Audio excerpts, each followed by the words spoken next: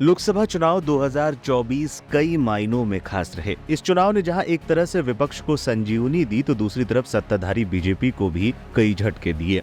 हर बार की तरह इस चुनाव में कई दिग्गज नेताओं ने भी चुनाव लड़े। 4 जून को मतगणना के दिन बड़ा फेरबदल हुआ। हालांकि देश में लगातार तीसरी बार बीजेपी के नेतृत्व वाले एनडीए गठबंधन की सरकार तो बन गई, लेकिन कांग्रेस के नेतृत्व वाले इंडिया अलायंस दूसरा बड़ा गठबंधन बनकर उभरा।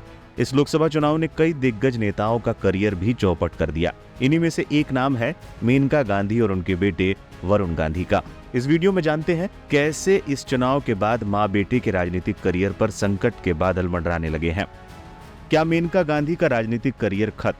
उत्तर प्रदेश की सुल्तानपुर लोकसभा सीट से मेनका गांधी इस बार अपनी सीट नहीं बचा पाई। यहां समाजवादी पार्टी के रामभुआल निषाद ने 43,174 वोटों से फतह हासिल की। स्वर्गीय संजय गांधी की पत्नी मेनका गांधी 67 साल की हो चुकी हैं और 35 साल से राजनीति में सक्रिय हैं। 35 साल के अपने राजनीतिक करियर में वो 8 बार सांसद और 1 बार केंद्रीय मंत्री तक रह चुकी हैं। 8 बार की सांसद मेनका को पहली बार हार का सामना करना पड़ा। इसी के साथ इस बात की अटकलें लगने शुरू हो गई हैं कि अब उनका राजनीतिक करियर खत्म है।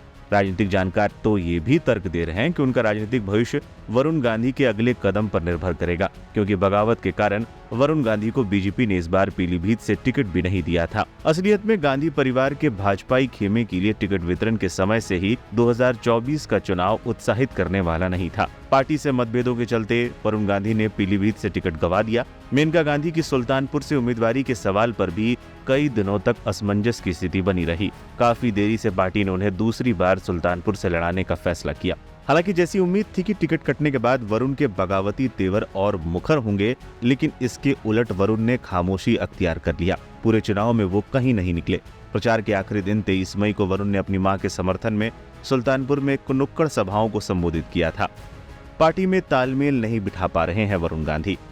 राजनीति में हार जीत लगी रहती है, लेकिन मेनका की इस बार की हार ऐसे मौके पर हुई है जब खासतौर पर उनके बेटे वरुण गांधी बीजेपी में तालमेल नहीं बिठा पा रहे हैं। वरुण का टिकट कटने से भी मेनका को काफी दुख पहुंचा था। प्रचार के दौरान भी इससे जुड़े सवालों पर उनके जवाबों में ये जाहिर भी होता रहा था। उन्होंने कई मौकों पर कहा था कि पार्टी में सिर्फ सांसद नहीं होते, चुनाव के बाद देखा जाएगा, लेकिन अब मेनका सांसद नहीं है। वरुण गांधी जो कभी बीजेपी में महामंत्री, बंगाल के प्रभारी और राष्ट्रीय कार्यकारिणी के सदस्य हुआ करते थे, अब पार्टी के सामान्य सदस्य हैं। चुनाव से भी वो दूर रहे, पार्टी भी उनसे दूर ही नजर आ रही है। इसी से ये सवाल उभरने लगे हैं कि अब आगे क्या।